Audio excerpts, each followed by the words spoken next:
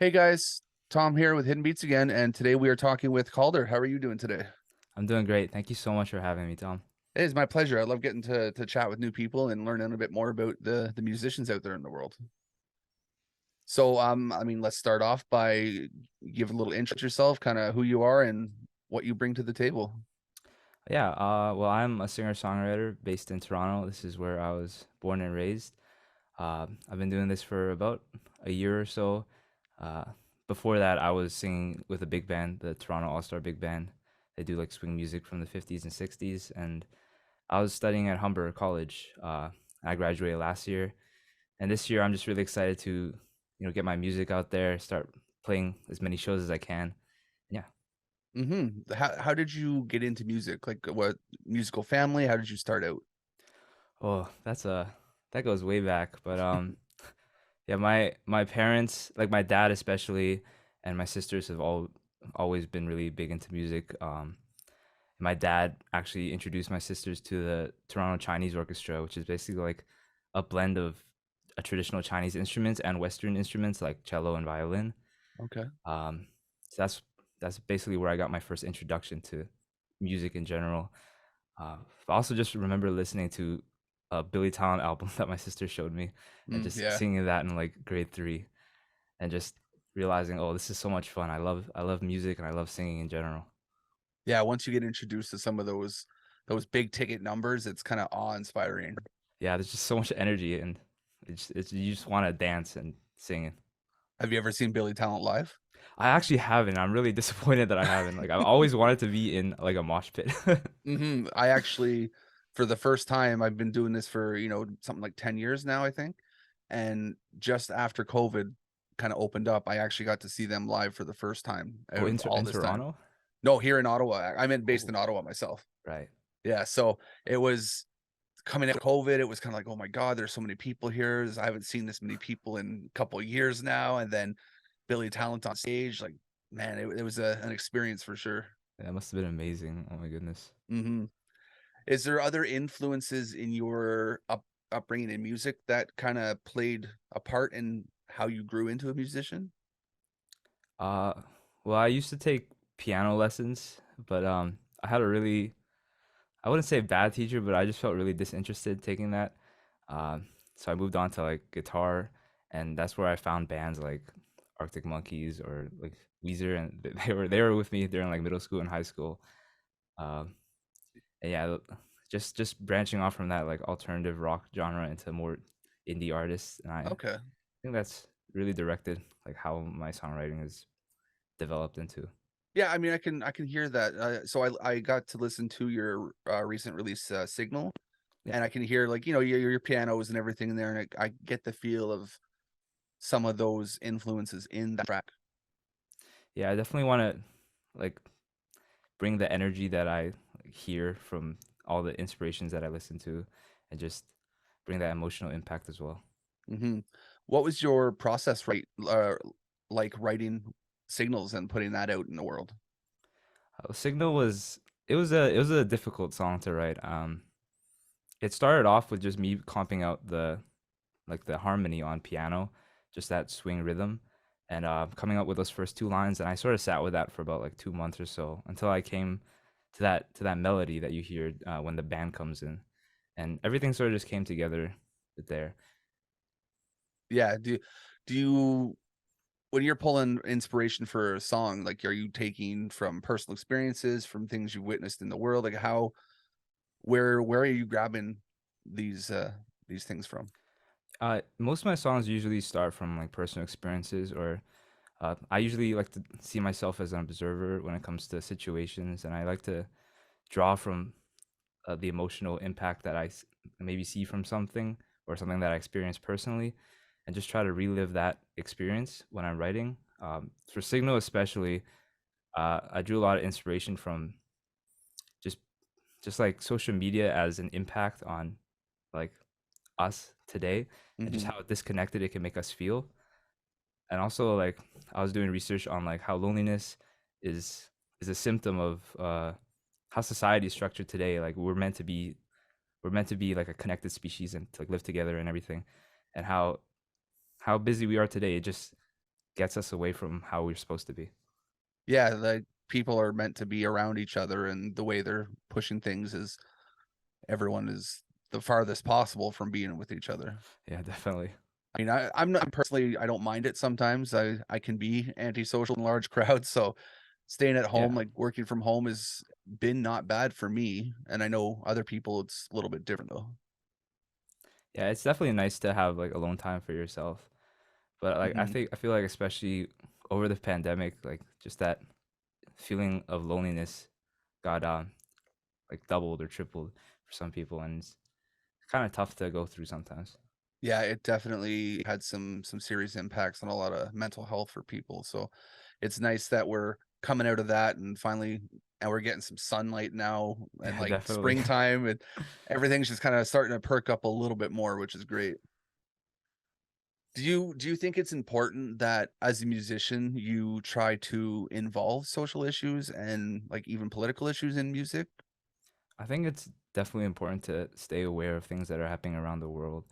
Um, Especially as a musician, you have such a strong focal point for other people to listen and to hear your message, and it's important to spread like good word to people that are listening to you, and especially the people that look up to you. Hmm. Yeah, I mean, you guys have a platform to broadcast from, so any fans that are there, they're gonna experience something from you anyways. Yeah, and I definitely like look back on like music that I listened to and that's inspired me like very deeply. And I just think back on how what I'm writing and what I'm singing is going to impact other people. Mhm. Is there challenges you faced coming up in your career that were a little bit harder to overcome, just kinda progressing through it? I think definitely just like the beginning of like songwriting in general, just figuring out like what kind of music I want to make and like what kind of message that I want to put out there. And it was really hard to overcome that initial bump and just get over that like initial like imposter syndrome and just feeling like, oh, this isn't like music that people are gonna want to listen to, or it's like it's not genuine to myself or what I want to write. I think that was definitely the hardest step in overcoming and writing more music. And it's funny that you say that, like, so I talk to a lot of musicians and a lot of the newer ones kinda in the industry, like yourself, you're fairly new. The imposter syndrome seems to be very prevalent and like a major issue for a lot of musicians. Yeah, definitely. Just like I've sat on some music that I've written but never finished for such a long time, and I'm like, why haven't I released any of this music? And it's hard too when you have like friends and family that are always asking like, oh, when is your music coming out? And you gotta say soon, Yeah, but you just don't know when. I imagine your family, friends have been fairly supportive with everything. Yeah, of course. I'm really blessed to have many close friends and family being supportive of what I do. That's good. It's always nice to see that, and I know some a lot of, parents sometimes are like, "You're not gonna make money in music," and things like that, but if they're at least supportive in some sense, that's a bonus.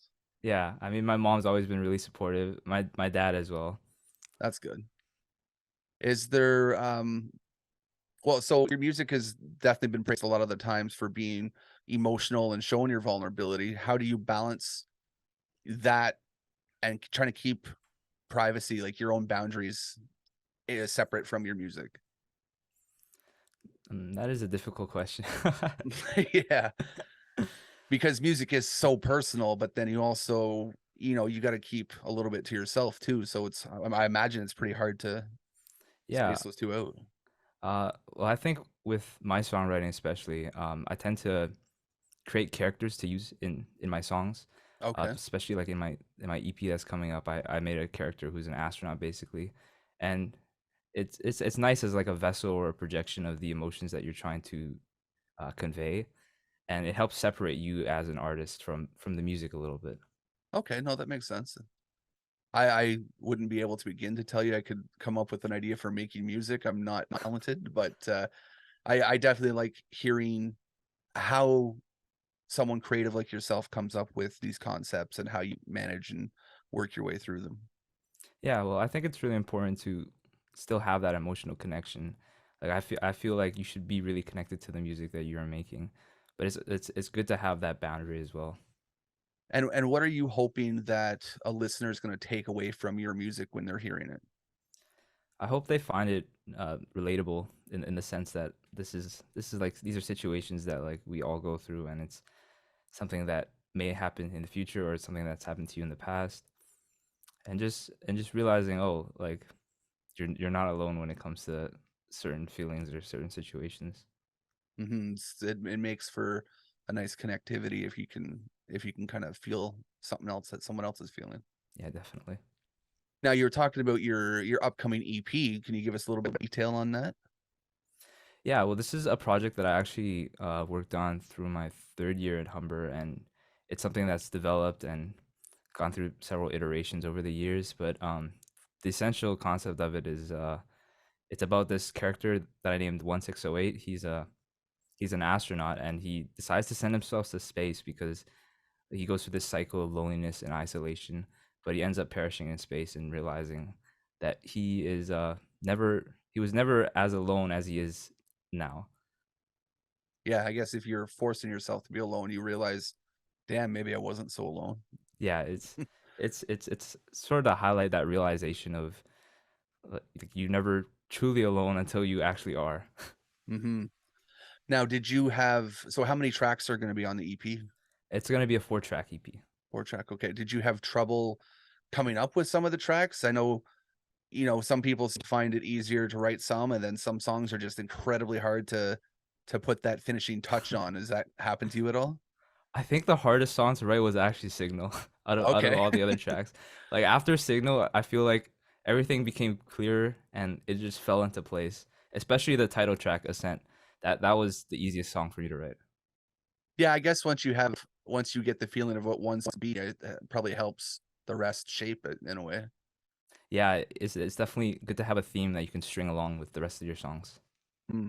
Actually, that brings me to a good question. What do you think of music industry right now after COVID? Everyone's releasing singles, and are you someone who likes to tell a story with a whole EP or a whole album, or singles are the way to go for you? I think I think telling us I've always found like concept albums to be a really interesting thing. Like I've always like listening to an album like front to back and just understanding the story and how it develops. I think as the music industry is evolving, singles have become more and more prominent. And I think you definitely can tell a story through a single as well, but I think I prefer like EPs or albums in general.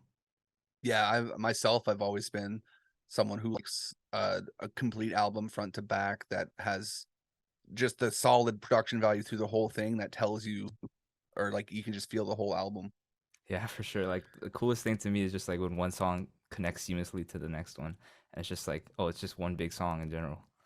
Yeah, I think for me, one of my favorites is like Linkin Park like to do that type of stuff where they would Right. have like an interlude in between and then go in right into the next song, and you're kind of like, oh wait a minute, and you don't remember where it switched at one point. Yeah, you just got to go back and see. hmm I find it hard today too to actually find artists that like putting out a complete album of every track being a good solid track. Right. There's always I find it's a little lackluster in between. There's very few artists these days that seem to actually do that. Yeah, it is hard to have a solid song for every track of an EP. hmm But I mean, at least if it tells a story, then it's a good listen to front to back for sure. Yeah, definitely. Like I feel like some songs are meant to be like interludes to like your bigger songs. Yeah, and that fits nicely a lot of the time if you do it the right way. Definitely, yeah. hmm So with the release of the EP coming up, are you going to be doing some like live shows, tours? Do you got anything fun planned? Yeah, I am planning a show on April 14th at the Painted Lady in Toronto. Okay. I might actually have someone in town that day. I can probably get to come out and check it out. Yeah, it'll be fun. I have a whole bunch of new originals that I'm ready to share, and it'll be a fun time. Okay, cool. Well, I'll write that down and see if we can come out and check you out live and see just what you do. Yeah, that'd be great. hmm Now, I do have a couple fun questions I like to ask everybody, especially first timers with hidden beats here, and it gives me a little bit more insight to you personally, and the listeners are going to hear a little bit more about what you think. Right. So my first one is, what's something on your go-to playlist that people might not expect to listen to? Oh, my go-to playlist. I I've almost call been it like a guilty pleasure song in a sense of like something people just wouldn't expect you're putting on.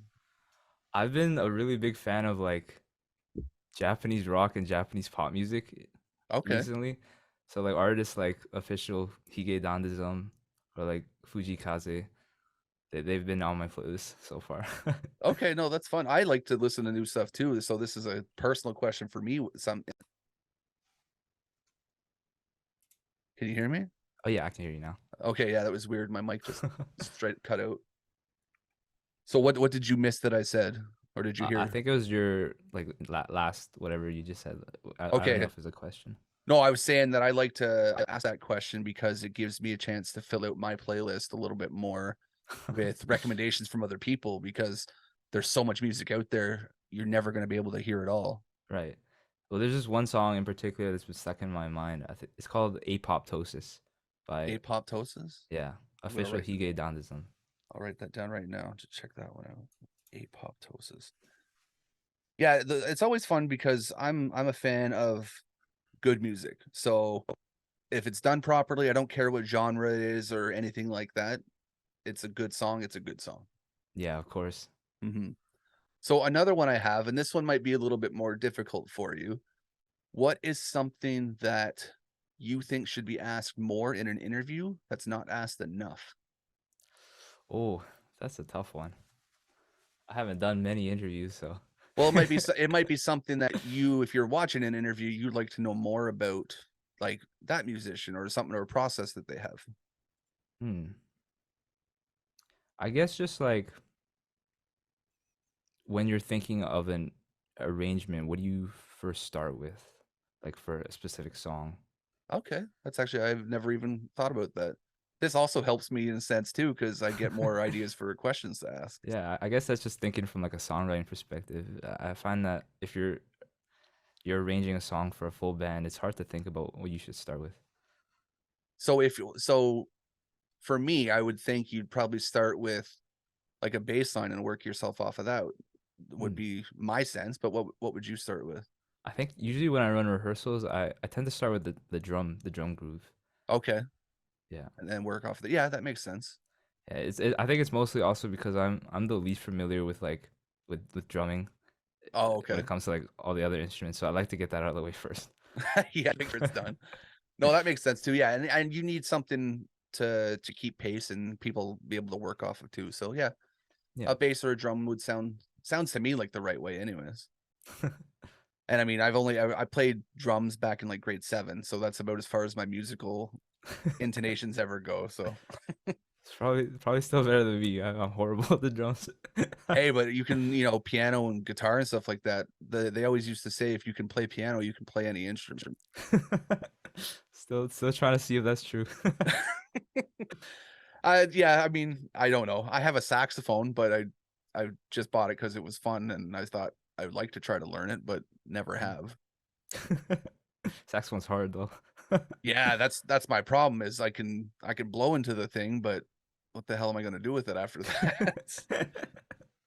But yeah. I mean, no, it's interesting to get all the aspects in someone. Well, Right.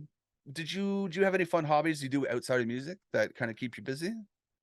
Yeah, I'm a really big fan of playing board games actually. Just going to cafes and like cafe hopping. Okay. We actually my me and my wife kept on talking about doing that, and we just never have because Oh, it's we so get much distracted fun. easy. Yeah, like if you can get like a consistent group of friends to come out and just like explore all the board games, it's such a fun time. Oh, I have to definitely do that. Nice, yeah. Now, this one I'll tweak this one a bit because I usually ask it a bit differently. What is a piece of advice that you were given from somebody when you were coming up in music that you've held on to, like that's really important to you that you've held on to this whole time? Mm. I gotta think back. That is a I've had a lot of great mentors over the while. It's interesting because it makes you think back of all the advice that you've been given and what's out the most. I think I think it's important. Like something that someone told me is that it's important to like be true to yourself. I Okay. guess it's not specific to music, but I apply it to like my music and just being true to what I like to write and like the kind of music I like to listen to. Okay. Yeah. I mean, if you don't like your music, then how are you going to put that across to someone Yeah. else? Like you have to I think you have to love your music in order to get other people to like it. Hmm. Yeah. No, that definitely that sits true for sure. If you have, they have to feel your love for what you're doing to make it hit home for them. Definitely. Hmm. Is there a piece of advice that you might share with me than that? Oh, sorry, the second half of your question cut out. Did Can you it? repeat Oh, that? oh, a piece of advice that you would share with the an up and coming musician was the hell's going on with my mic? It's a whole new setup I have here too, so it's a little bit janky. Okay, so hopefully this works. Yeah. So a piece of advice you would share to an up and coming musician that you've learned throughout, maybe not necessarily from one of your mentors, but that you've picked up. Hmm.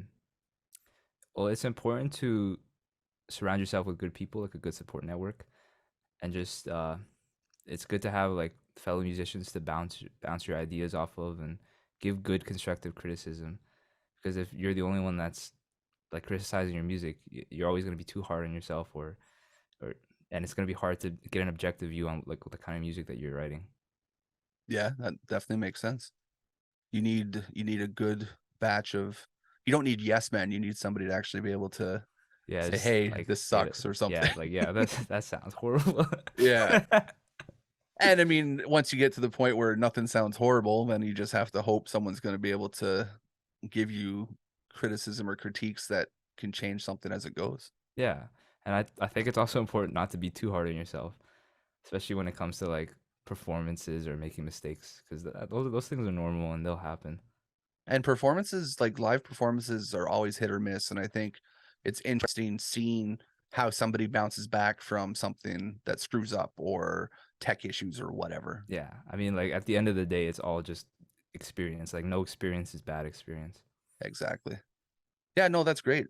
And I guess that leads into my last point is why music? Why do you keep doing what you're doing? I think just like looking at all the options, I always just come back to music. It's just the one constant in my life that's always brought me so much joy doing it. I don't think I have anything else that like compares to just performing live and sharing my music and seeing like other people enjoying your music as well. Yeah. Yeah, yeah, music speaks through a whole lot of different ways, and I'm pretty sure life would not be life without music behind it. Definitely. Like it's such a big avenue just to connect with other people who are like-minded. And it's a storytelling thing, and that's actually Hidden Beat's kind of prime directive is telling someone's story. So it's Mm, good to have music out there in the world. definitely. Well, that is all I have written down for you. Is there any kind of final words of wisdom or tidbits you want to leave to listeners new and old? Uh I think I said everything that's on my mind, but thank you so much for having me. Yeah, not a problem. I love to get to talk to musicians and learning about you and experiencing your music. And like I got to listen to your music before the interview, and I was like, this is gonna be fun. Thank you so much. So we're definitely gonna keep an eye on new stuff and send new releases our way, and we'll try to pop them in playlists or promote them however we can. And we're gonna make sure to link all your socials and everything where people can find you in the description. And yeah, it Yeah. was a great time having a conversation with you. Yeah, thank you so much, Tom. This was a great experience. And we will definitely have to have one again at some point. Of course. All right, so I'm gonna sign off, and you enjoy the rest of your day. Yeah, you too. All right, bye.